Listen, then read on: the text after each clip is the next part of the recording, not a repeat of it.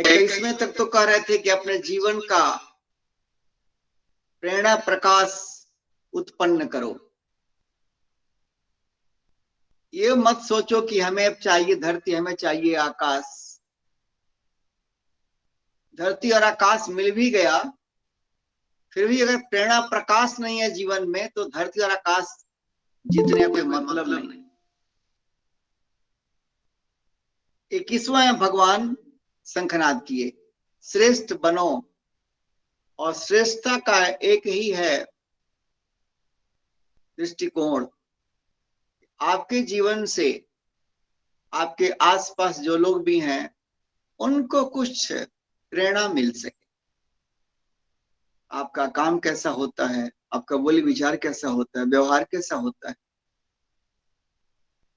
आप व्यवसाय कैसे करते हैं, आप पढ़ाते कैसे हैं, अगर टीचर हैं तो, डॉक्टर हैं तो इलाज कैसे करते हैं, आपका एटीट्यूड कैसा है, लोगों के साथ लोकाचार कैसा है, आमदनी आप कैसे करते हैं, धर्म के माध्यम से कि अधर्म के माध्यम से, जीवन में सदाचार है या कैसा आचार है, आचार व्यवहार विचार ये ऐसा हो जिसमें सुगंध हो, खुशबू हो, जिसमें प्रेरणा का प्रकाश हो। आपका जीवन भी इससे उन्नत होगा और औरों को भी उन्नत जीवन का आभास हो, जीवन में प्रेरणा प्रकाश हो। ये भगवान 21वां में बताए। और इसलिए भी कहा भगवान ने कि आप जो करते हैं, जैसा करते हैं, वो अन्य लोगों के लिए दृष्टांत बनता है, एग्जाम्पल बनता है। हम में से ऐसा कोई नहीं है जो कंपैरेटिव रूप से किसी दृष्टिकोण में दूसरे से हम जूनियर हैं और किसी अन्य से हम सीनियर हैं।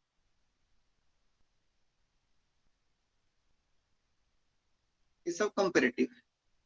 तो मैं अपने जीवन में संयमित बनूं, अनुशासित बनूं, प्रगतिशील बनूं, उत्साह वाला बनूं, सुख शांति का वाइब्रेशन वाला बनूं, ताकि मेरे से जुड़े जो भी लोग हैं उनके सामने मैं एक अच्छा उदाहरण के रूप में कम से कम रहूं।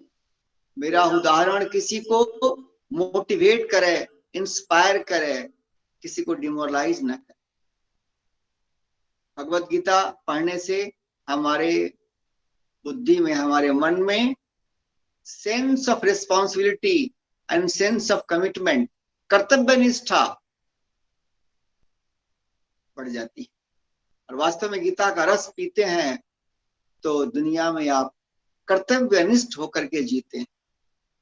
दुनिया आपको क्या देगी उस पर फोकस नहीं रहता है। मैं दुनिया में कैसे जीता हूं और दुनिया में कौन सा रस पीता हूं, ये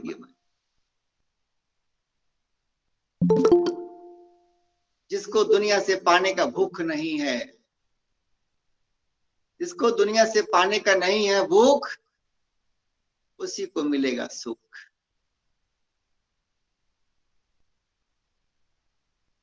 और जब दुनिया से पाने का नहीं होगा भूख, आपके अंदर कंज्यूमर जो सेंस था, कंज्यूमरशिप, वो डाउन हो गया और कंट्रीब्यूटरशिप उन्नत हो गया, इंप्रूव हो गया। उससे क्या होगा? हमारे कर्म में, व्यवहार में, बोली विचार में, क्रियाकलाप में खोट तब तक है जब तक इस कंज्यूमरशिप माइंड है हमारा, वो भोक्ता वाला माइंड है। तब तक कॉम्प्रोमाइज होंगे, ओमिशंस एंड कमीशंस होंगे। कर्मों के प्रति हम कहीं आलसी रहेंगे, कहीं तामसी रहेंगे, कहीं प्रमादी रहेंगे, सिंसियर नहीं रहेंगे, फोकस नहीं रहेंगे, ओमिशंस एंड कमीशंस होंगे। जो नहीं करना होगा करेंगे, करना होगा नहीं करेंगे, क्योंकि हमारे बैक ऑफ द माइंड में कुछ पाने की भूख रहेगी, वो गाइड करेगा, वो डिक्टेट करेगा कि मैं क्या बोलूं और कैसे काम करूं और कैसे व्यवहार करूं। सेंस ऑफ जो कंज्यूमरशिप है वो हमारी उन्नति में बाधा है। उसका जीवन उन्नत होता है जिसने सेंस ऑफ कंट्रीब्यूटरशिप को साधा है कि मैं इस दुनिया में एज ए कंट्रीब्यूटर जीना चाहता हूं। कंज्यूमर तो हम सब लोग हैं, जन्म से ही हैं, माँ के गर्भ से ही कंज्यूमर है। लेकिन चेतना हमारी जग जाए और कंट्रीब्यूटरशिप में मन लग जाए, मतलब हम जो योगदान दे सकते हैं इस संसार में हम दें। वाणी से हो सकता है, मन से हो सकता है, बुद्धि से हो सकता है, लोकाचार से हो सकता है, ज्ञान से हो सकता है, अर्थ से हो सकता है, धन से हो सकता है, स्किल से हो सकता है। और ऐसा करते हुए जब हम करेंगे, ऐसा जब ऐसा हम करते हैं दुनिया को देने के लिए, दुनिया में कोई अच्छा काम करने के लिए परहित भाव से, लोक मंगल भाव से हम करते हैं, तो हमारी क्वालिटी इंप्रूव हो जाती है, क्योंकि और जिम्मेदार बन जाते हैं। क्योंकि हम जब जाते हैं भगवान के दरबार में, चाहते हैं मेरा कपड़ा साफ हो, मेरा देह साफ हो, मेरा हाथ साफ हो, वहां भर्स के गंदगी, गंदा कपड़ा, गंदा शरीर ले जाने से हम परहेज करते नहीं, कैसे जाऊं मैली चादर ओढ़ के, द्वार तेरे कैसे आऊं, जो है ना गीते। तो जब हम भगवान के दरबार में जाते हैं, मंदिर में जाते हैं, तो नहा धोवाए कपड़ा साफ सुथरा ये सब पहन के शरीर को बाहर से निर्मल करके जाते हैं। भगवान के दरबार में इस शरीर को लेके जा रहा हूँ, गंदा कैसे ले जाऊंगा। वैसे ही इससे दुनिया, ये संसार जो है ये भगवान का मंदिर है, भगवान का मंदिर है। आप पढ़े उपनिषद स्पष्ट हो, भगवान का मंदिर। तो इस मंदिर में मैं जो कर्म करूंगा सेवक के दृष्टिकोण से, चाहूंगा उसमें कोई खोट न रह जाए, क्योंकि अपने मालिक के लिए कर रहा हूं, मैं उसके लिए कर रहा हूँ जो मुझको सब कुछ दिया है, सब कुछ दे, मेरा जीवन ही वो देता है, चलाता है। तो श्रेष्ठता बढ़ने लगेगी, बोली में, विचार में, आचार में, व्यवहार में श्रेष्ठता बढ़ने लगेगी, निर्मलता बढ़ने लगेगी, बड़प्पन बढ़ने लगेगा, मर्यादा का पालन ये बढ़ने लगेगा आपके जीवन में। खान पाने मर्यादा, बोलने में मर्यादा, डिसीजन लेने में मर्यादा, आपका सब कुछ संतुलित, संयमित और मर्यादित होगा। और यही भगवान कह रहे हैं, आप जीवन ऐसे जियो जो दूसरों के लिए एक अच्छा उदाहरण बन जाए, दूसरों को ऐसे ही सुंदर तरीके से कर्म करने के लिए, सुंदर तरीके से बोलने के लिए, ऐसे सुंदर व्यवहार करने के लिए लोगों को प्रेरणा मिले। ये किस्मा का शंखनाद।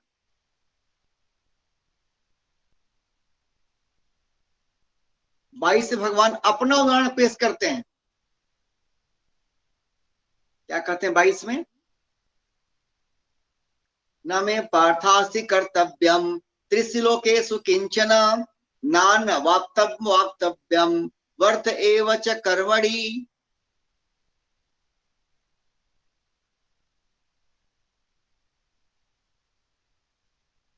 ये सोचिए कि भगवान हम लोगों को जगाने के लिए, अर्जुन को क्लैरिटी देने के लिए कह रहे हैं कि 22 में कह रहे हैं कि भाई अर्जुन, तुम श्रेष्ठता वाला मार्ग पे चलो, श्रेष्ठ मनुष्य के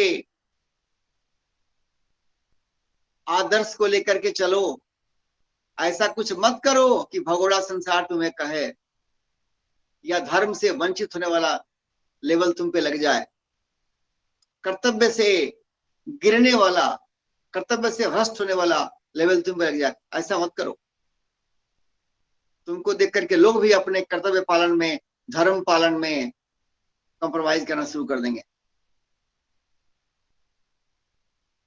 इसलिए जिम्मेदार बनो, अपने कर्तव्य के प्रति जिम्मेदार बनो, वफादार बनो। और अब कह रहे हैं कि 22वां में न मे पार्थास्ति कर्तव्यम त्रिषु लोकेषु किंचन। अरेंज करता हूं मैं इसको। पार्थ में त्रिषु लोकेषु न किंचन कर्तव्यम अस्ति। पहले लाइन को अरेंज कर रहा हूं। पार्थ, हे पार्थ, मैं मतलब मुझको, मुझे, त्रिषु लोकेषु तीनों लोकों में, न किंचन नहीं है, किंचित मात्र भी, तनिक मात्र भी, क्या, कर्तव्य अस्ति। इन तीनों लोकों में मेरे लिए कुछ भी कर्तव्य नाम की कोई चीज नहीं है। इन तीनों लोकों में कोई ऐसा कर्तव्य नहीं है जो मेरे लिए निर्धारित है। तीनों लोकों में मेरे लिए करने के लिए कुछ नहीं है। अब घबराइएगा मत सुन करके, भगवान कैसे ऐसे कर रहे हैं, सब वही चलाते हैं, समझाऊंगा। सेकेंड लाइन में जो है अन्न, सेकेंड में जो है न अनवाप्तम, अब यहां क्लैरिटी मिलेगी आपको। न अनवाप्तम अवाप्तव्यम वर्ते एव च कर्मणि।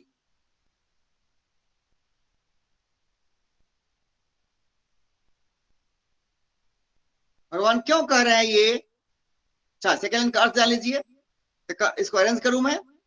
न अनवाप्तम अवाप्तव्यम वर्त एव च को पढ़ लाएंगे। च न अवाप्तव्यम, च मीन्स और, न मीन्स नहीं, अवाप्तव्यम, वाप्तव्यम, अवाप्तव्यम मतलब रिसीवेबल्स, जो मेरे लिए प्राप्त करने के लायक हो, मुझे अचीव करने लायक हो, ऐसा कोई चीज जो मेरे लिए अचीव करना, जो जो मुझे अचीव करना चाहिए। जैसे मनुष्य को है ना, धर्म अर्थ काम और मोक्ष, ये चारों जो पुरुषार्थ है जीवन को हमें अचीव करना चाहिए। भगवान तो पूर्ण है, ये चारों में कहीं भगवान ऐसा नहीं कि उनको धर्म अचीव करना है, अर्थ अचीव करना है, काम अचीव करना है या मोक्ष अचीव करना है। भगवान तो ऑलरेडी पूर्ण है, वहां कोई कमी नहीं है। च न अवाप्तव्यम, च मीन्स और, न मीन्स न, अवाप्तव्यम प्राप्त करने योग्य वस्तु, मेरे लिए ऐसी कोई चीज नहीं है जो मैं प्राप्त करके अपने आप को पूर्ण करूं। मतलब कोई चीज मेरे लिए ड्यू नहीं है प्राप्त करने के लायक।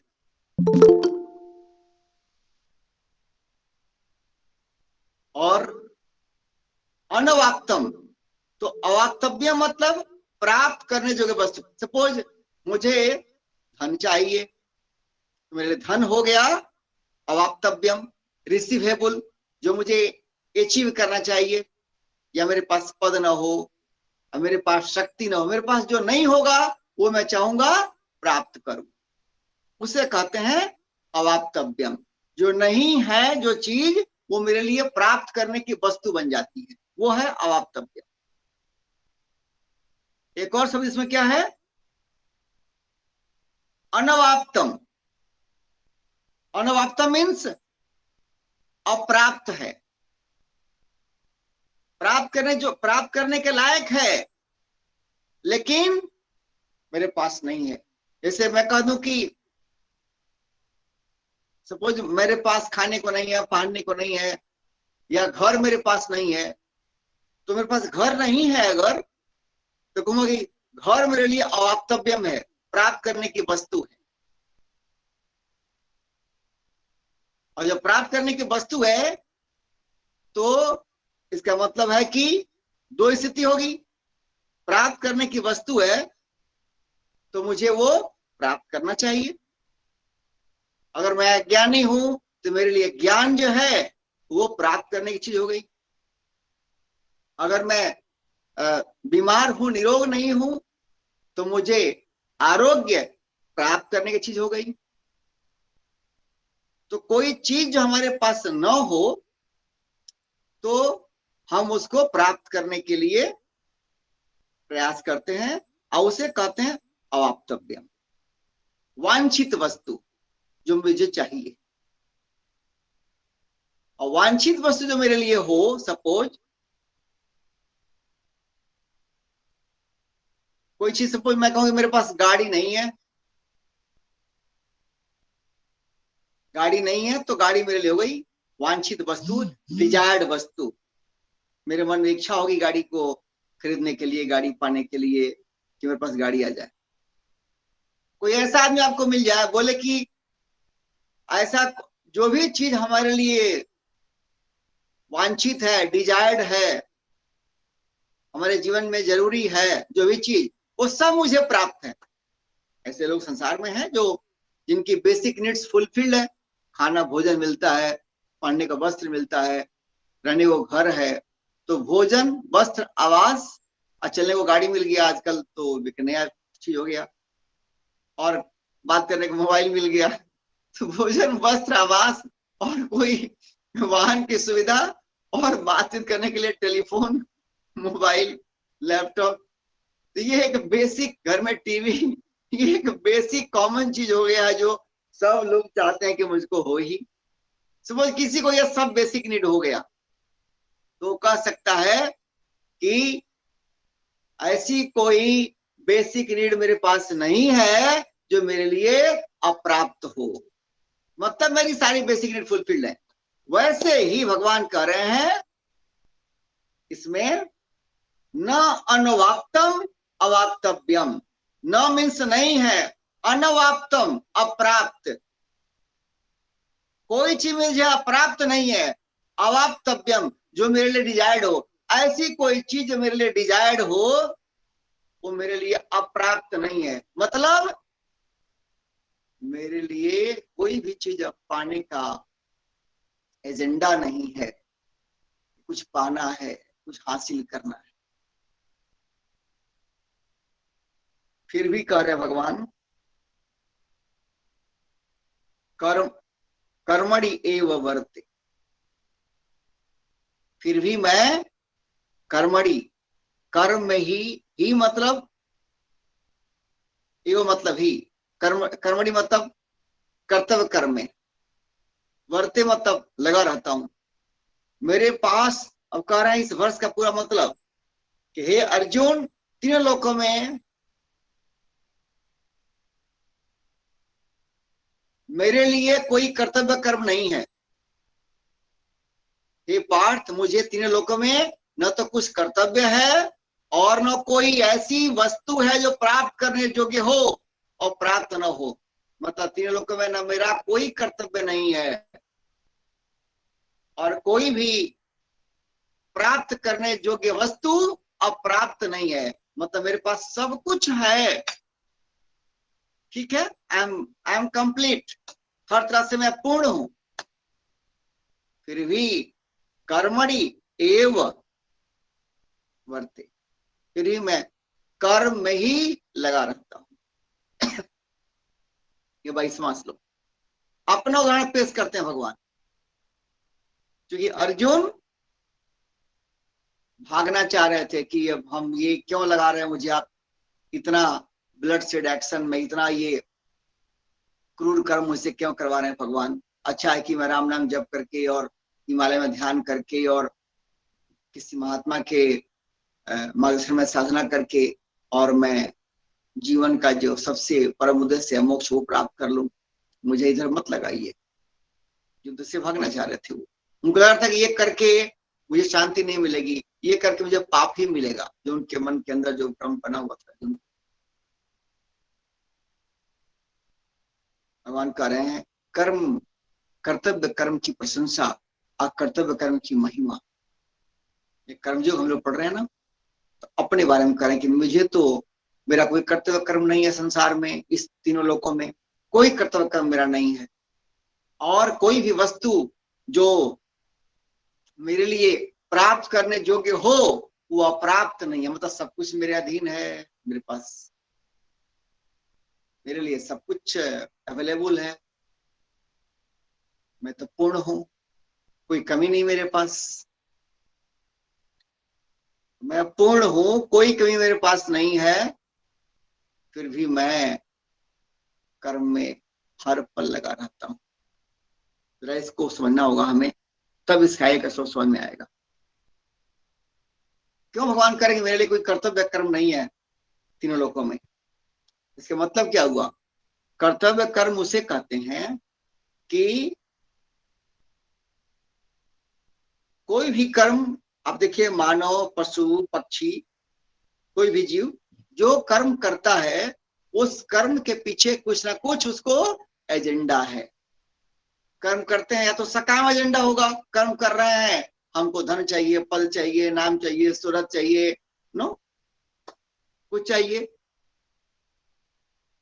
नंबर चाहिए, डिग्री चाहिए, सर्टिफिकेट चाहिए, कुछ तो चाहिए।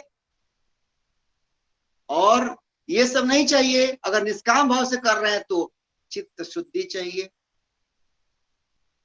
ठीक है, ये और उच्च भावना हो गया कर्म के पीछे।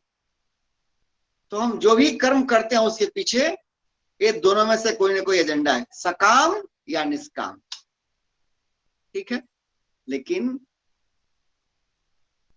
भगवान के साथ तो ये लागू कहाँ है? भगवान हो या ज्ञानी हो, दोनों की वो स्थिति है कि उनके अंदर कोई अपूर्णता नहीं है। ज्ञानी अपने पूर्णत्व को प्राप्त कर गया है, ज्ञानी व्यक्ति अपने पूर्णत्व को प्राप्त कर गया है, पूर्णमद पूर्णमिदम प्राप्त कर गए हैं। इसलिए ज्ञानी के लिए संसार में कोई कर्म नहीं है। फिर भी हम लोग पहले पढ़ चुके हैं, ज्ञानी के लिए कोई कर्म नहीं है, फिर भी ज्ञानी हमेशा जो भी कर्म उनके लिए वर्णाश्रम के अनुसार उपयुक्त है, ज्ञानी लगे रहते हैं संसार को प्रेरणा देने के लिए, लोक मंगल के लिए। तो कर्तव्य कर्म के दृष्टिकोण से भगवान के लिए कोई कर्तव्य कर्म क्यों नहीं है, आप समझ गए। क्योंकि उनका कोई एजेंडा नहीं है कि हमको कर्तव्य कर्म करने से हमको अर्थ मिले, चाहे कामना की पूर्ति हो, चाहे मोक्ष मिले, चाहे पुण्य मिले, ऐसा कोई एजेंडा भगवान का नहीं है। जबकि बाकी लोग कर्म करते हैं तो उनको मन में इन चारों में से कोई ना कोई एजेंडा रहता है। तो भगवान कर्तव्य कर्म से परे है। फिर भगवान क्या करते हैं, कैसे करते हैं? भगवान कह रहे हैं कि मैं लगा रहता हूं हमेशा कर्म में ही, मेरे लिए कुछ भी करने योग्य नहीं है, कोई मेरा कर्तव्य कर्म का बंधन मेरे पास नहीं है, कोई भी चीज हमको प्राप्त नहीं करना है, फिर भी कर्म में लगा रहता हूं। तो भगवान क्या कर्म करते हैं भाई, ये भी जान लें। देखिए, भगवान अवतार लेकर के इस सृष्टि में, हमारे यहाँ के सामने जो लोक है, ये तो एक लोक हो गया ना, हम कहते हैं तीनों लोकों में, मतलब इस धरातल पे, इसके ऊपर और नीचे, ऐसे पता नहीं कितना सौर मंडल है और कितने जगह भगवान की सृष्टि है, इसका कोई अंत ही नहीं पाया आज तक। तो भगवान हर जगह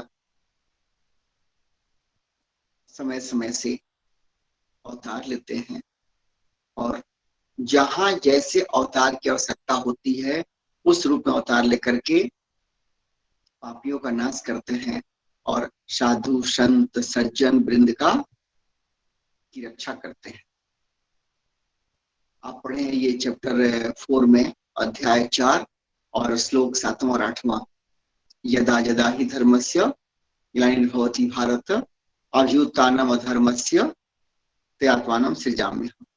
और फिर आगे, परित्राणाय साधूनां विनाशाय च दुष्कृतां धर्म संस्थापनार्थाय संभवामि युगे युगे। तो जिस लोक में भी जैसी आवश्यकता होती है, समय देश काल परिस्थिति के अनुसार वैसा अवतार लेते हैं। आप भी जानते हैं हमारे यहाँ भगवान कई मत्स्य अवतार लिए, कई कुर्म अवतार लिए, कई नरसिंह अवतार लिए। जैसी आवश्यकता होती है वैसा अवतार लेते हैं। अवतार लेकर के क्या काम करते हैं आप जानते हैं, क्या उद्देश्य होता है? पापियों का नाश, और जो धर्म प्रेमी और साधु संत सज्जन हैं उनकी रक्षा और धर्म की स्थापना करते हैं इस माध्यम से। भगवान ने स्वर्ग की भगवान और उसी जब अवतार लेते हैं तो अवतार के माध्यम से ही वो एक आर्ट ऑफ लिविंग, जीवन जीने की कला भी लोगों के सामने रख देते हैं। आप अपने अवतारों के बारे में पढ़िए, कृष्ण अवतार, राम अवतार, अन्य अवतार पढ़िए, हर अवतार में वो अपना संदेश देते हैं कि जीवन की चुनौतियों से, जीवन की निराशा से, जीवन के तरह तरह के जो चक्रव्यूह हैं उनसे कैसे लड़ना है, कैसे उनसे पार जाना है, अपने अवतार के माध्यम से आपको संदेश देते हैं। भगवान ने स्वर्ग की रचना की, क्यों? इसलिए कि जो पुण्य कर्म आप करते हैं मन में होता है कि सुख मिले, तो सुख की जो क्लाइमेक्स वाली स्थिति है उसकी व्यवस्था स्वर्ग में है। जो एक्सट्रीम पुण्य करते हैं स्वर्ग में जाते। भगवान ने स्वर्ग की रचना की हम लोगों के लिए, प्राणियों के लिए। नरक की रचना की और 84 लाख योनि की रचना की हम लोगों के लिए। कृपालु दयालु भगवान, इसलिए कि हमको अगर जो कर्म हमारे जैसे कर्म है वैसे हमको उसका भुगतान मिले। कर्म अच्छे हैं, बहुत उत्कृष्ट कर्म है, एक्सट्रीम पुण्य है तो स्वर्ग मिले, और अगर बहुत क्रूर कर्म है तो उसके अनुसार फल भोगने के लिए नरक। और फिर 84 लाख योनि भी दिया गया कि जैसी वासना होती है और जैसा कर्म है, वासना और कर्म के कॉम्बिनेशन से योनि निर्धारित होगी। कोई बहुत ईर्ष्याला है, विषैला आदमी है, अब पाप कर्म किया हुआ है तो मिलेगा उसको विषधर वाला, सांप बिच्छू वाला जन्म। तो जैसा कर्म और जैसी वासना मन में है उसके अनुकूल उसको अगला जन्म मिलता है, वैसा योनि मिलता है। तो कर्मों के परिणाम को भुगतने के लिए 84 लाख योनियों की व्यवस्था भगवान ने की, और एक योनि बना दिया मानव योनि की, यहाँ आकर के, इसमें आकर के और हम आत्म कल्याण का मार्ग अपनाएं। धर्म, अर्थ, काम, इन तीनों माइलस्टोन को प्राप्त करते हुए हम मोक्ष तक पहुंचे, अपने आप को जान लें, ताकि पुनः ये चक्कर 84 का हमें बांध न पाए। अब क्वेश्चन यहाँ पे हो कि हमारी भूल कहाँ होती है? भूल ये हमारी होती है कि संसार की जो चीज है, जो संसार से हमें मिली है, हम आत्म कल्याण के लिए भगवान ने बना दिया मानव जोनी। हम आते हैं, हमको आत्म कल्याण करना चाहिए। क्यों नहीं होता आत्म कल्याण? जो कबीरदास जी साहब बोले ना कि तो हंसने की आए थे हरिभजन को उठने लगे कपास, आए थे आत्म कल्याण करने, अपने को और भगवान को और हमारे दोनों के बीच क्या रिश्ता है जानने आए थे। लेकिन अविद्या के कारण हम लग गए पुनः वासनाओं में, और जो तरह तरह की कामना है उनकी पूर्ति, वही उलझ के रह गए। उपाय ये था कि संसार से जो चीज प्राप्त हुई है हमको, शरीर संसार का ही प्रोडक्ट है, संसार से मिला है। हमारे मन के ऊपर संसार का असर है, बुद्धि भी इससे ही संसार के बहुत असर है। इंद्रियां जो बनी है ये भी बनी है इसी जड़ पदार्थों से, इंद्रियां बनी है और यही संसार के ही अंश है। तो मन, शरीर, इंद्रिय, मन और बुद्धि ये सब संसार के हिस्सा हैं, संसार से बने हैं, संसार का प्रभाव इनके ऊपर है। अगर कोई इनसे परे है, जिसमें संसार का कोई अधिकार नहीं है, तो मैं हूं। मैं कौन? आत्मा। आत्मा के सिवाय जो बाकी जितनी चीजें हैं वो सब डायरेक्टली चाहे इनडायरेक्टली संसार के अंतर्गत आती, उसमें संसार का योगदान है, संसार का अंश है। तो इसको, जो संसार का अंश है, चाहे संसार से बना है या संसार से कनेक्टेड है, उसको संसार की सेवा में लगा, फिर काम बन जाता है। शरीर, इंद्रिय, मन, बुद्धि ये संसार की सेवा में लगा है। तो फिर चित्त शुद्धि होना शुरू हो जाता है। चित्त शुद्धि होगी, फिर सात्विक बुद्धि होगी, और हम फिर अपने कर्म के प्रति हो जाते हैं जागरूक। हमको कोई गलत कर्म नहीं करना है, अधर्म नहीं करना है, कर्म नहीं करना है, पाप कर्म नहीं करना है, हमको सात्विक कर्म करना है, जिससे कि मेरा मंगल हो, समाज का भी मंगल।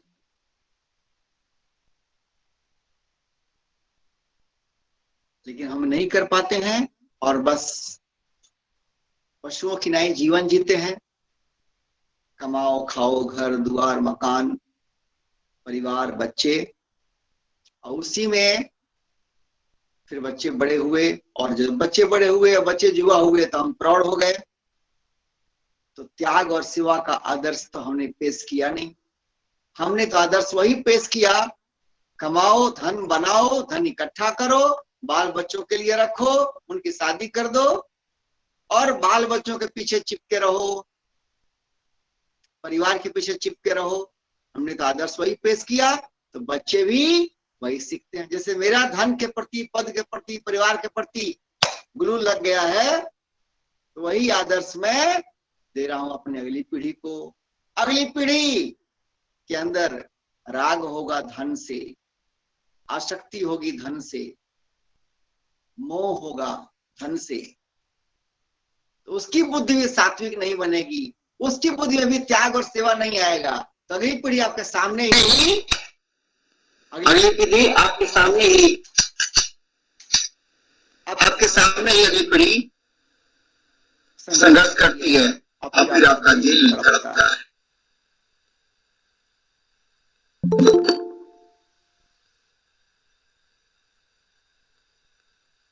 हमारे लिए अगर हम देखें, हमारा हमारे व्यक्तित्व का दो भाग है, एक है नित्य, एक है अनित्य। तो जो नित्य है वो मैं हूं, सच्चिदानंद, और जो नित्य के परे है, अनित्य है, वो हो गया शरीर इंद्रिय मन बुद्धि। तो इस अनित्य को, जो अनित्य है, जो नश्वर है, जो मुझसे अलग है, शरीर इंद्रिय मन बुद्धि, इस अनित्य को अनित्य की सेवा में लगा दूं मैं। हमारे सारे कर्मों का संबंध अनित्य से ही है। नित्य जो है आत्मा, उस पर कोई प्रभाव नहीं हमारे कर्मों का। जब हम अपने नित्य स्थिति में पूरी तरह से स्थित होते हैं, मतलब आत्मनिष्ठ हो गए, आत्मज्ञ हो गए, ब्रह्मनिष्ठ हो गए, अहम ब्रह्मास्मि खुद को जान लिया, तो पुनः हमें, हमारे लिए कोई कर्तव्य नहीं रहता। क्योंकि हम अहम ब्रह्मास्मि खुद को जान लिया, तो हमारी स्थिति क्या होती है, जो कहा गया है अध्याय 2 में, अप्रमेयमाणम अचलम प्रतिष्ठम समुद्र मापा प्रविशन्ति सर्वे। मतलब जैसे चारों तरफ पानी ही पानी हो समुद्र किनारे, तो वहां पे छोटे मोटे तालाब की क्या गिनती है, सर्वत्र पानी है, सब कुछ भर गया है। वैसे ही जो आत्मानंद को जो पा लेता है, खुद को पा लिया, अपने स्वभाव को जान गया, समझ लिया, उसका एहसास किया, उसमें रम गया, जो आत्मारामी हो गया, उसके लिए कोई कर्तव्य नहीं रहा। तो ये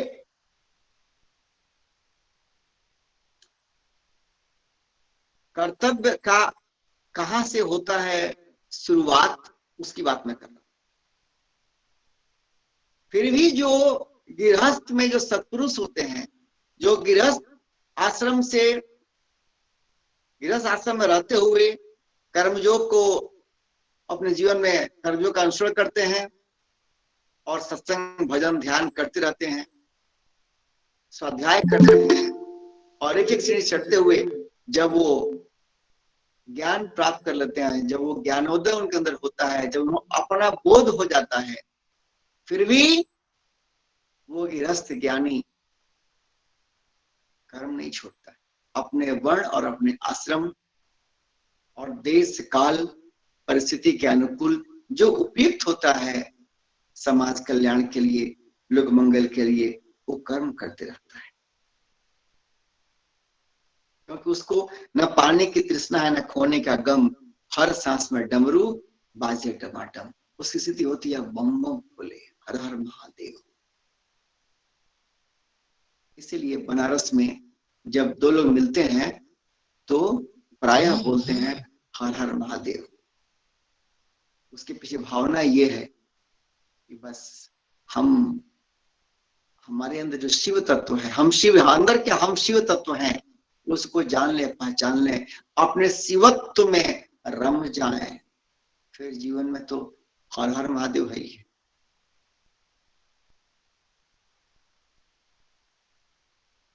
इस श्लोक में एक और चीज देखिए ध्यान से, भगवान जो दूसरे 22वां में जो सेकेंड लाइन में कह रहे हैं, न अनवाप्तम अवाप्तव्यम वर्त एव च कर्मणि।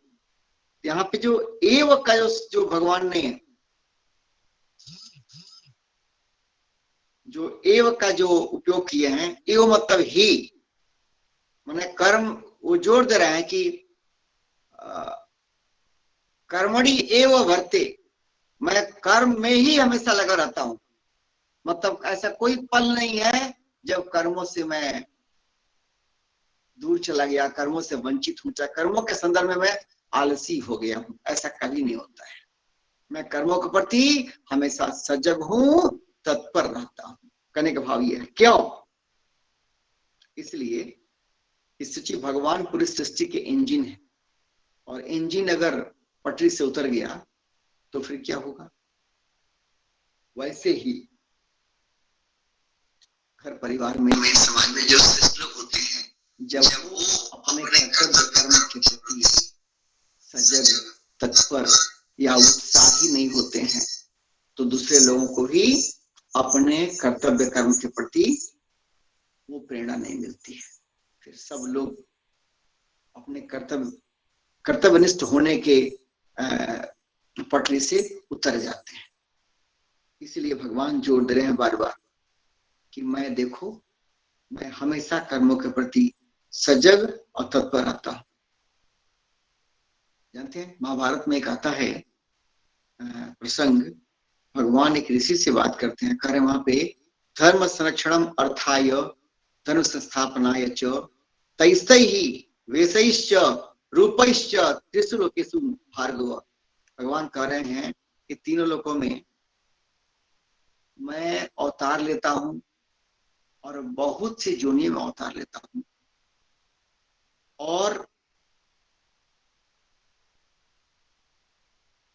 जिन जोनियों में जैसी आवश्यकता होती है उन उन रूपों में और वैसी भेषों में उसके अनुरूप देखिए इतनी बड़ी सृष्टि में भगवान की मैं भिन्न भिन्न जोनियों में अवतार लेता हूँ।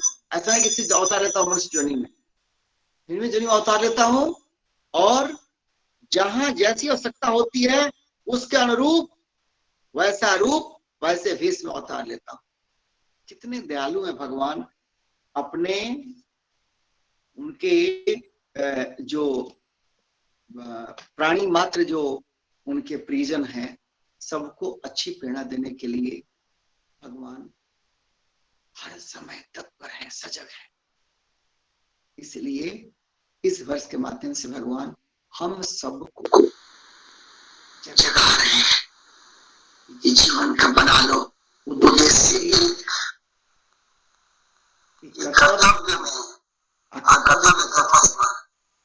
हमारा हमेशा कभी हम अपने कर्तव्यों में कोताही नहीं करेंगे।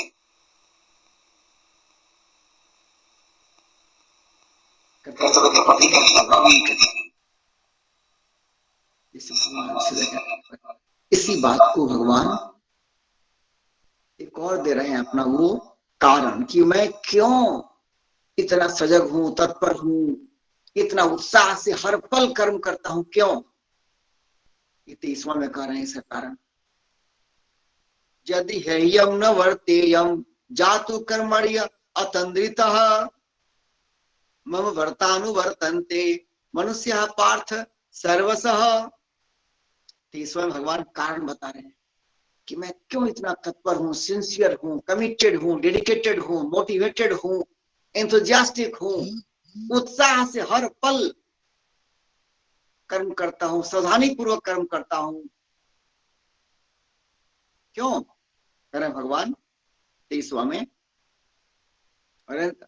यदि ह्ययम न वर्तेयम जातु कर्मणा अतंद्रितः, मैं इसको अरेंज कर रहा हूं, ही पार्थ, जो यदि और ह्ययम है, ह्ययम में 2 वर्ड है, यदि ही अहम न वर्तेयम, तो अरेंज करते हैं इसको, ही पार्थ यदि अहम, ही मतलब क्योंकि, पार्थ हे पार्थ, यदि मतलब यदि अहम मैं, क्योंकि हे पार्थ यदि मैं, जातु मतलब किसी समय, अतंद्रितः कर्मणि न वर्तेयम, अतंद्रितः मतलब सावधान होकर, तंद्रितः मतलब तंद्रा में आके, प्रमादी आलसी, तंद्रितः, अतंद्रितः उल्टा, अतंद्रितः मतलब पूरी तरह से सजग होकर के, सावधान होकर, कर्मणि न वर्तेयम, कर्तव्य कर्मों में न वर्तूं, कर्तव्य कर्म न करूं।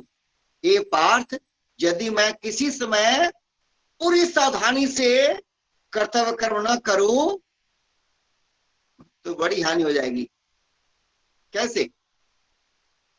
मम वर्तम अनुवर्तन्ते मनुष्य पार्थ सर्वसः, भगवान अनंत कर इसको, मनुष्य सर्वसः मम वर्तम अनुवर्तते अनुवर्तन्ते, मनुष्य मनुष्य मानव समाज, सर्वसः सब प्रकार से, हर तरह से, मम मेरे ही, वर्तम मार्ग, मेरे ही, मम वर्तम मेरे ही मार्ग को, अनुवर्तनते अनुसरण करते हैं, क्योंकि ये पार्थ मानव समाज मतलब मनुष्य हर तरह से मेरे ही मार्ग का अनुसरण करते हैं। तो जैसा मैं करता हूं, मुझे ही आदर्श मान करके, मुझे ही अपना प्रेरणा स्रोत मान करके, अपना मेंटर गाइड, अपना टीचर मान करके, अपना मॉडल मान करके, और मानव समाज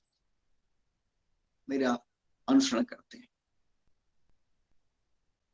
देखिए भगवान कितना सजग हैं कि भाई पूरी सृष्टि में, तीनों लोकों में मैं त्रिलोकी में आदर्श हूं, और मुझसे प्रेरणा मिलती है, शिख मिलती है। मैं, मेरी तरफ मानव समाज देखता है, देवता भी देखते हैं मेरे, और जिस मार्ग पे मैं चलता हूं, जैसा मैं करता हूं, वैसा ही सब लोग मेरा अनुसरण करते हैं। मनुष्य समाज तो अनुसरण करता ही है मेरा। इसलिए मैं अगर कभी भी अगर सावधान होकर के कर्तव्य कर्म न करूं तो बड़ी हानि हो जाएगी। भगवान ने कहने का ये तात्पर्य है। अब यहां देखिए, ऐसा संभव नहीं है, कभी होगा भी नहीं, लेकिन भगवान समझाने के लिए, कैसे हम लोग बनाते हैं, मैथ में लिखते हैं ना, सपोज दैट, मान लिया कि x = 1, मान लिया,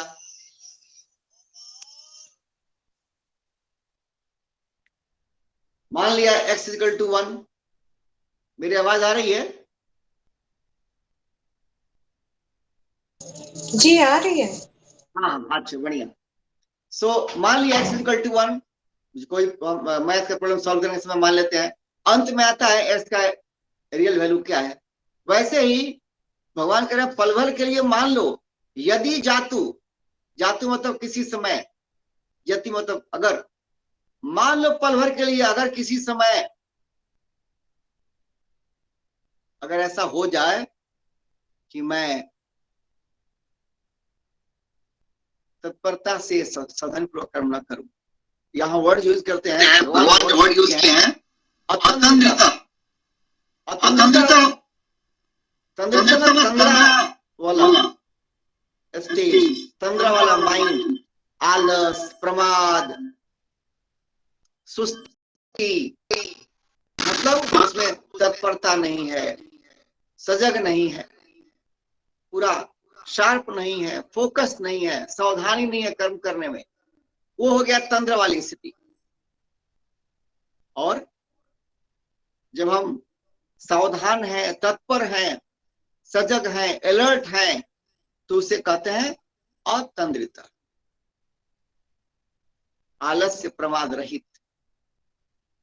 भगवान कहते मान लो पल भर के लिए कि आलस्य प्रमाद रहित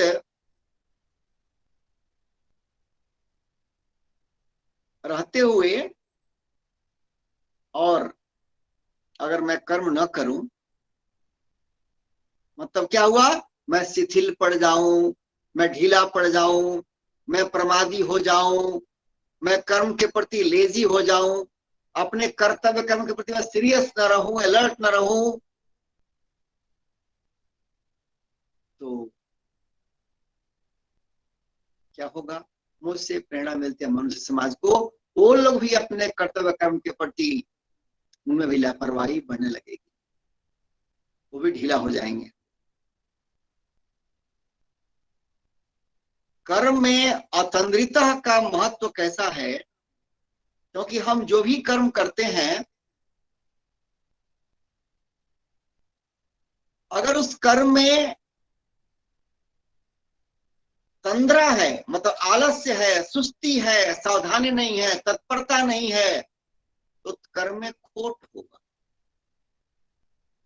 और खोट होगा तो क्या होगा, जीवन भर वो कर्म आपको दिमाग में टक टक टक टक बिजली का करंट मारेगा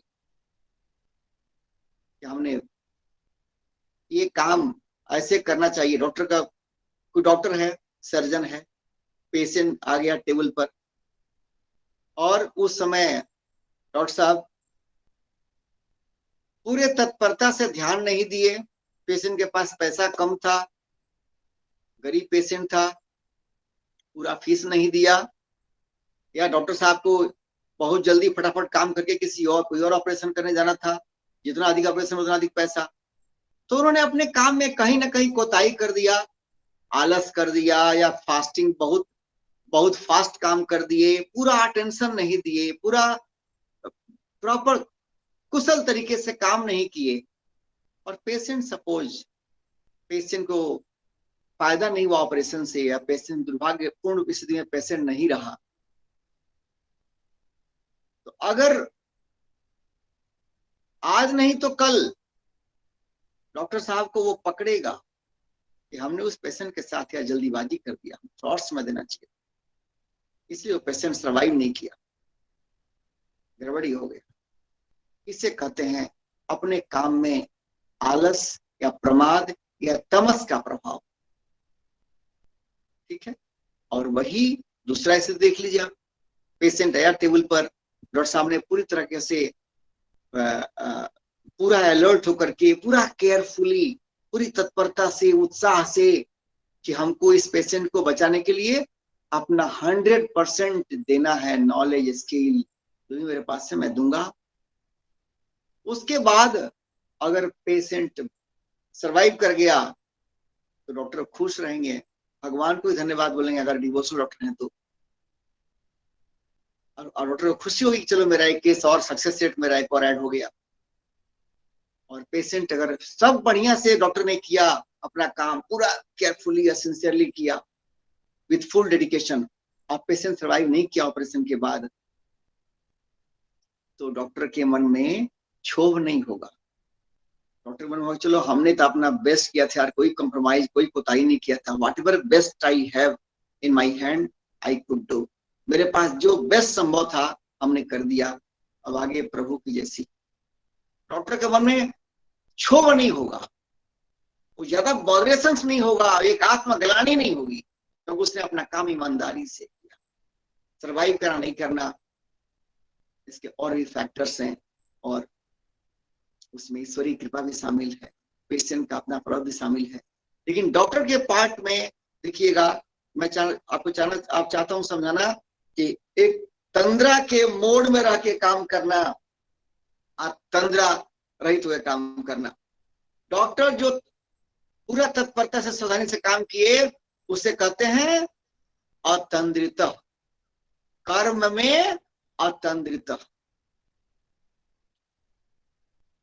कर्म में आलस का अभाव, कर्म में किसी भी तरह से कोताही का अभाव, उससे क्या होता है, ऐसा काम आप जब करेंगे ना, आपके काम में योगा कर्म से कौशलम का उद्भव होगा और काम और कर्म के प्रति एक अनासक्ति का भाव कालांतर में पैदा होगा। और जब कर्म के प्रति अनासक्ति का भाव पैदा होता है, वहीं से चित्त शुद्धि भी होती है। और जब चित्त शुद्धि होती है, सात्विक बुद्धि होती है।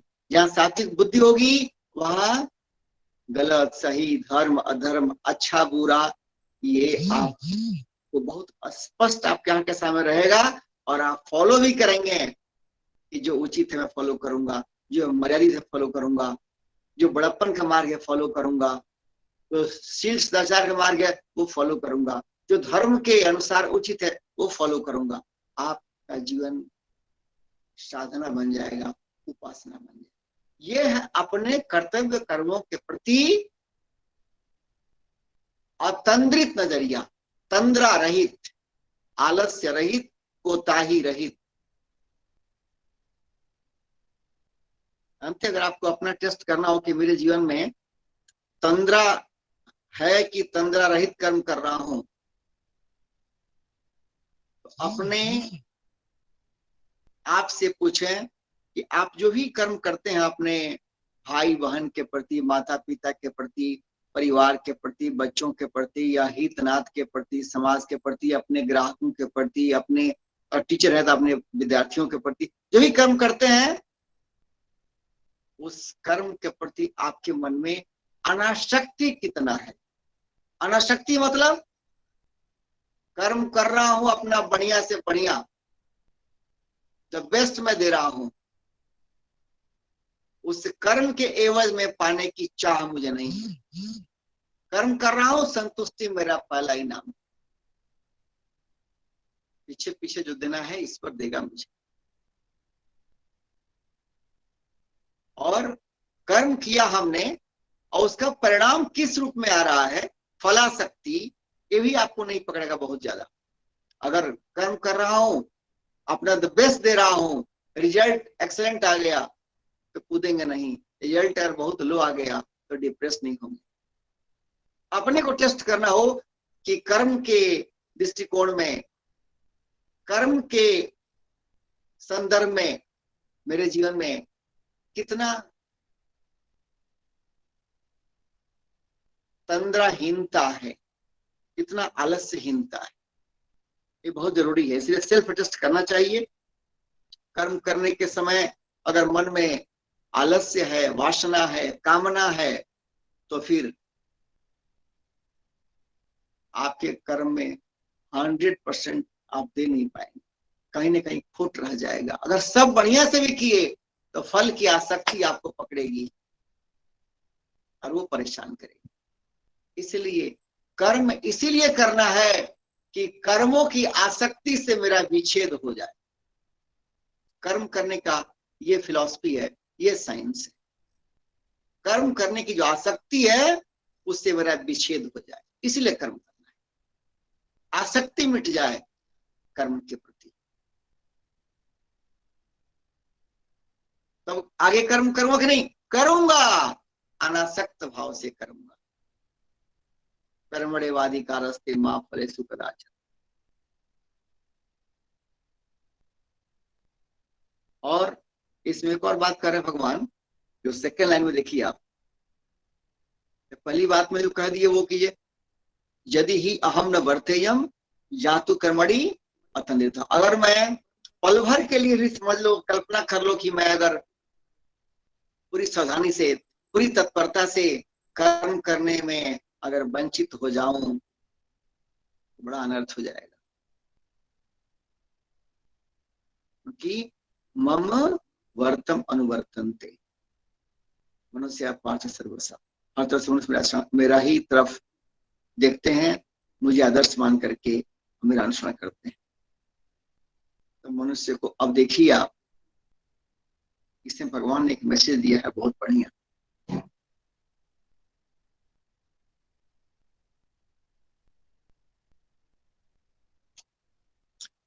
क्या मैसेज दिए हैं भगवान? बहुत सुंदर मैसेज।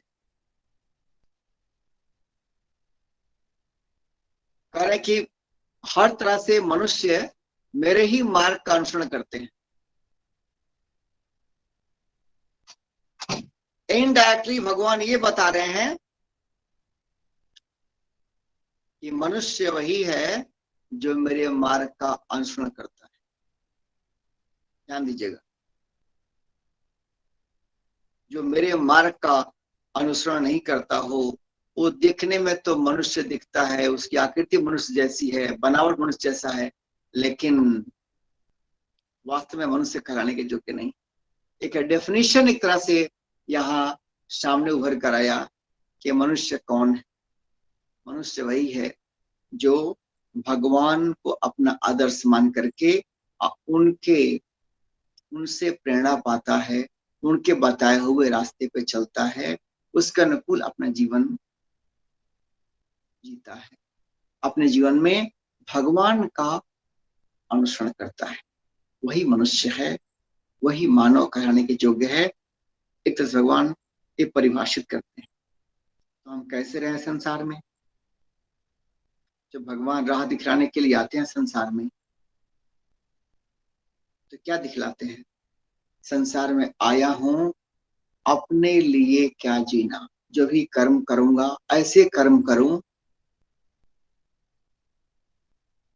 कि जो संसार का चीज है वो संसार की सेवा में जितना अधिक लगा सकूं।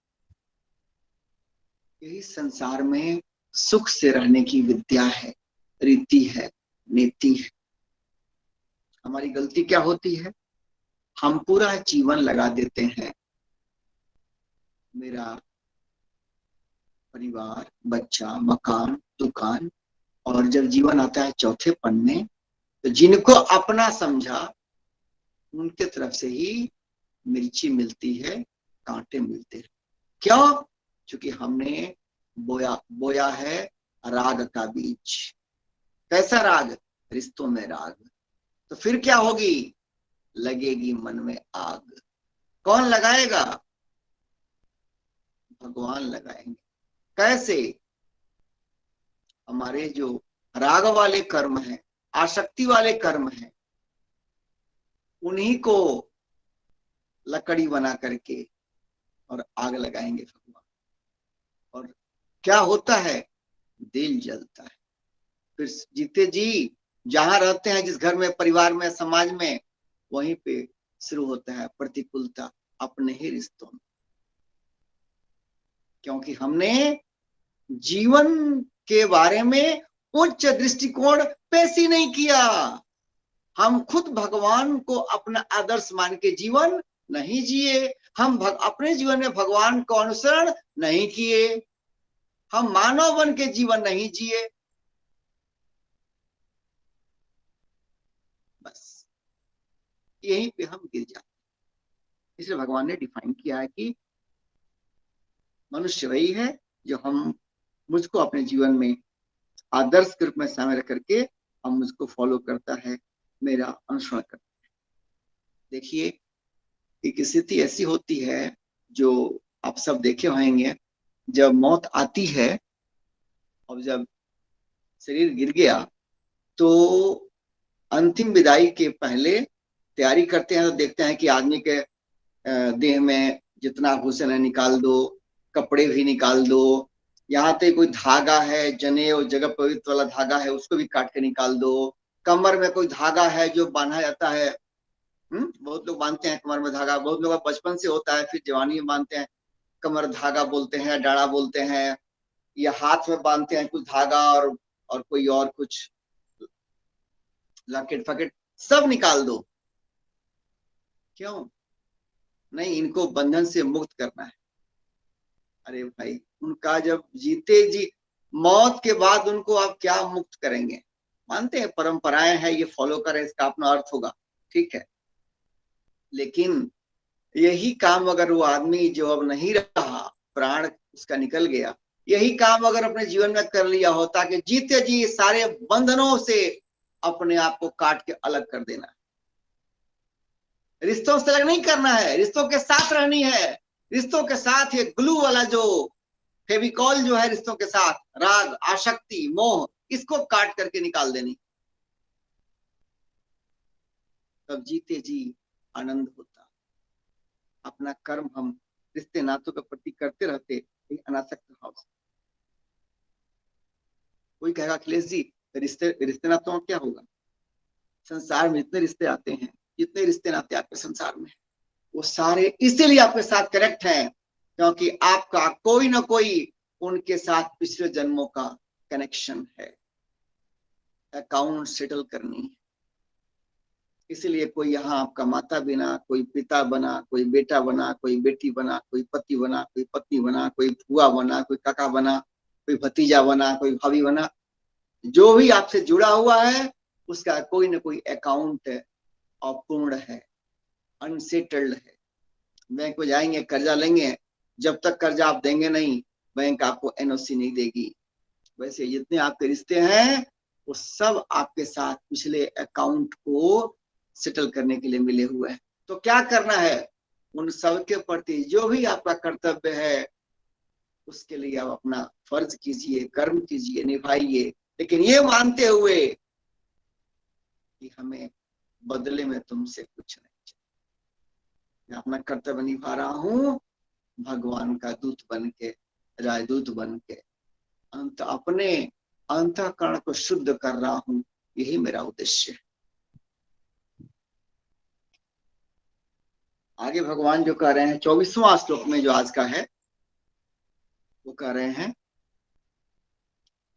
उत्से देयुर्मे लोका न कुर्याम कर्म चेदहम संकरस्य च कर्ता स्याम उपहन्याम इमाह प्रजा। ये एक ऐसी स्थिति है, यहाँ अपने मैसेज का वो इस संदर्भ में शंख बजा रहे हैं, कह रहे हैं कि मैं इतना सीरियस क्यों हूं कि अपने कर्तव्य में मैं पूरा फोकस्ड हूँ, केयरफुल हूँ, सिंसियर हूँ, डेडिकेटेड हूँ, कोई कोताही नहीं बरतता हूँ। ये बात कह चुके हैं वो कि ना मुझे कुछ पाना है संसार में, ना कुछ खोना है, मैं अपने आप में पूर्ण हूँ, मेरा कोई ऑब्लिगेटरी ड्यूटी भी नहीं है, फिर हर पल कर्म में लगा रहता हूं मैं, क्योंकि अगर मैं हर पल कर्म में न लगा रहा हूं तो पूरा मानव समुदाय मुझको अपना आदर्श मान करके और मेरे मार्ग का अनुसरण करता है। कह रहे मैं ऐसा क्यों करता हूं, एक और दे रहे हैं कारण, शंख बजा के। 24वां श्लोक, इसको मैं अरेंज करूंगा। कह रहे भगवान यहाँ पे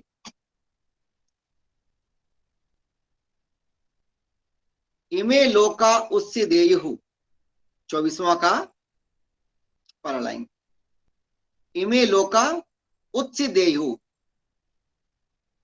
चेत अहम न कर्म कुर्याम।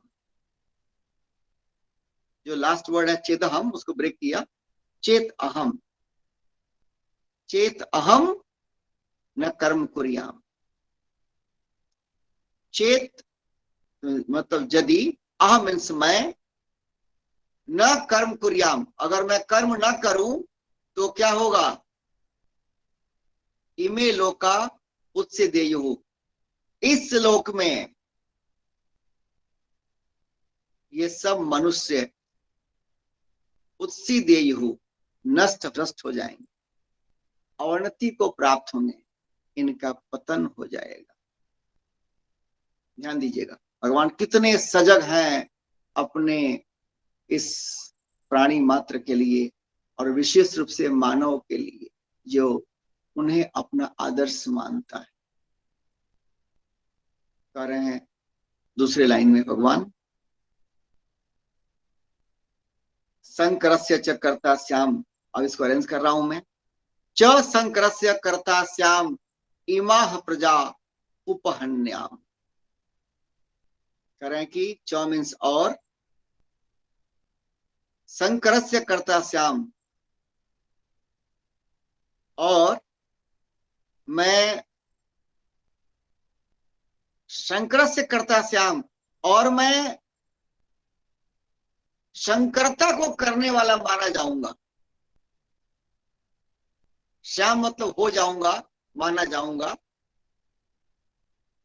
और मैं शंकरता को करने वाला, शंकरता को लाने वाला माना जाऊंगा, हो जाऊंगा। और शंकरता क्या बताता हूं मैं, आगे कह रहे हैं इमाह प्रजा उपहन्याम। इमाह मतलब और इस प्रकार से, प्रजा मतलब ये पूरी जो मेरी जो मानव समुदाय है,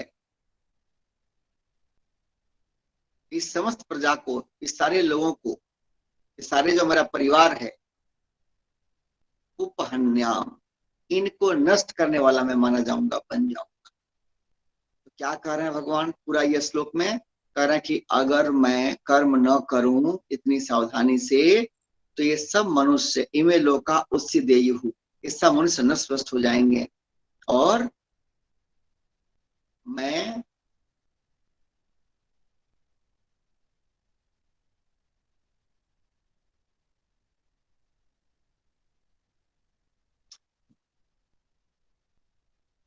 इनमें वर्ण संकरता को करने वाला माना जाऊंगा, मतलब ये वर्ण संकर बन जाएंगे, और इस पूरे मानव समुदाय को नष्ट करने वाला माना जाऊंगा मैं। तो उनके कहने का तात्पर्य यह है कि अगर मैं कर्म नहीं करूंगा तो पूरा मानव समुदाय भी वर्ण संकर हो जाएगा, और जो वर्ण संकर हो जाएगा वो नष्ट भ्रष्ट हो जाएगा, उसका पतन हो जाएगा। और इमा प्रजा उपन्याम, और मैं माना जाऊंगा इन सब का हत्यारा, इन सब के पतन का कारण मैं माना जाऊंगा, कि मेरे कारण इन सब का पतन हो गया, क्योंकि मैं अपने कर्म के प्रति लापरवाह हो गया, कर्म के प्रति आलसी हो गया, मैं कर्म के प्रति प्रमादी हो गया, मैं कर्म के प्रति गैर जिम्मेवार हो गया। जब भगवान हो सकते हैं तब मानव बोले अरे क्या दिक्कत, कर्म कोई दूसरा नहीं है।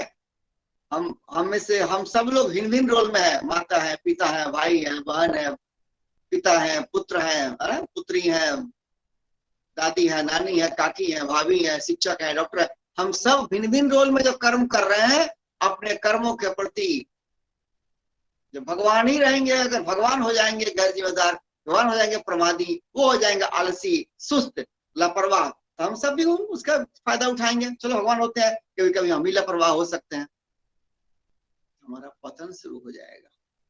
और पतन शुरू कैसे होता है, वर्ण संकर हमारे अंदर पैदा होता है मनुष्य समुदाय में। कैसे वर्ण संकर पैदा होता है मनुष्य समुदाय में, वो मैं आपको चाहूंगा संक्षेप में बता दूं। देखिए अर्जुन इसी बात को कहे थे गीता के पहले अध्याय में। उनका जो जो प्रारंभिक उनके मन के ऊपर जो छाप था, इनिशियल नोशन, उनकी प्रारंभिक धारणा थी अर्जुन की, कि अगर मैं युद्ध करूंगा तो कुल का नाश होगा, कुल का नाश होगा तो कुल में जो सनातन कुल धर्म होता है उसको फॉलो करने वाला कोई रहेगा नहीं, फिर कुल में पाप बढ़ेगा, कुल में जब पाप बढ़ता है तो कुल की स्त्रियां दूषित हो जाती हैं, स्त्रियां दूषित हो गई तो गए भैंस पानी में, क्योंकि स्त्रियां ही आधार हैं ज्ञान की, भक्ति की, संस्कार की, ऐश्वर्य की, हर तरह की उन्नति के आधार स्त्रियां ही हैं। जब वो दूषित हो गई तो फिर जो नस्ल आगे आएगी सामने, वो वर्ण संकर की नस्ल आएगी। तो क्या है वर्ण संकर, ऐसी नस्ल जो अपने धर्म के प्रति, अपने कर्तव्य कर्म के प्रति कंफ्यूज्ड हो, भ्रमित हो, क्लियर नहीं हो, उसे कहते हैं वर्ण संकर। और मेरी बात हो सकता है कुछ लोगों को तीखी लगे, लेकिन है सच्चाई। आज समाज में वर्ण संकर की है आंधी आई, ज्यादा नहीं बोलूंगा, कि जब हम अपने कर्तव्य कर्म के प्रति सजग नहीं रहेंगे, केयरफुल नहीं रहेंगे, सिंसियर नहीं रहेंगे, तो मैं क्या कहूंगा? अपना हमारा घर साफ होना चाहिए, लेकिन कॉरिडोर अपार्टमेंट का भले गंदा भी चलेगा। अपार्टमेंट के नीचे कितनी गंदगी हो, मैं क्यों जाऊं, क्लीनर के साफ करेगा।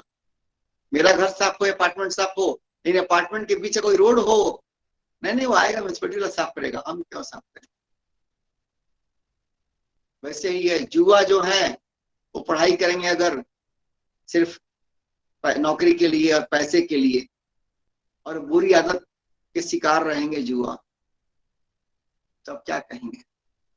वैसे शिक्षक है, स्कूल में गए, टेप की नहीं पढ़ा दिया, उसके बाद से टॉपिक पढ़ाए जो सिलेबस के अंदर है और आ गए, लेकिन अपने बच्चों को जगाया नहीं, अपने बच्चों को एक सही इंसाइट, एक जीवन के प्रति ब्रॉड इंसाइट नहीं दिया, बच्चों को जीवन के प्रति एक ऊंचा मोरल का संदेश नहीं दिया, बच्चों से कनेक्ट नहीं हुआ टीचर इस तरह से